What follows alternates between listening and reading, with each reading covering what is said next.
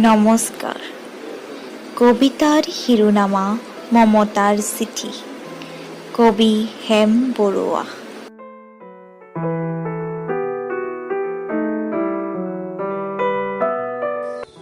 মৰমৰ এয়া মম এডাল জ্বলাই লৈছো। আজি বহুত দিনৰ মূৰত তোমালৈ চিঠি লিখো বুলি। বাহিৰৰ উৰুঙা বতাহজাকে মমডাল আহি কোবাইছেহি। চাওঁ, খিৰিকীখন জপাই দিওঁ।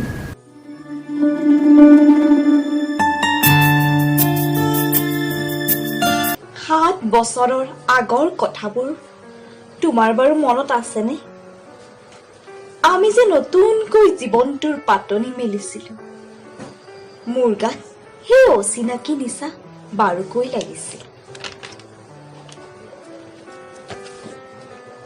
সেইদিনা আছিল কাতিৰ কুঁৱলীহনা এটি কোমল পুৱা। পদূলিত তলসৰা শেৱালিবোৰ উপচি আছিল।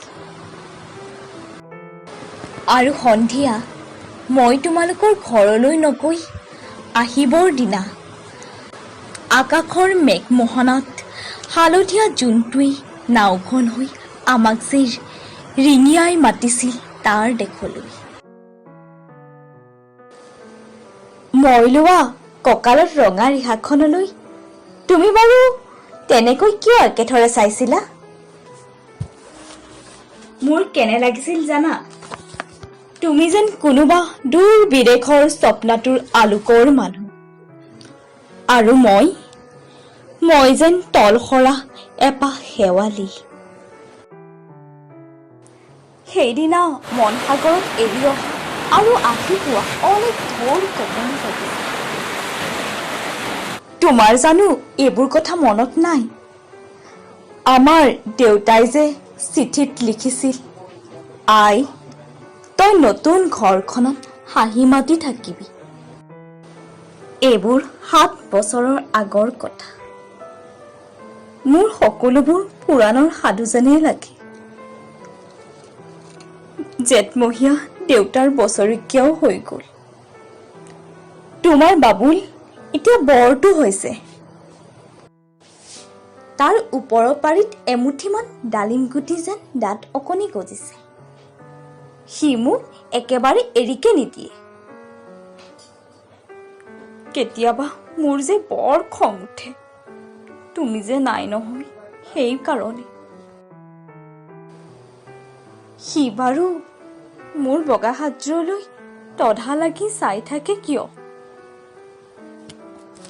তাৰ উপজাৰ পৰা এই কাপোৰযোৰ চিনাকি সেইকাৰণে নহয়। বাবুল এতিয়া বৰটো হৈছে বুজিছা, আৰু ডাঙৰ হলে স্কুলত তাক নাম লগাই দিম।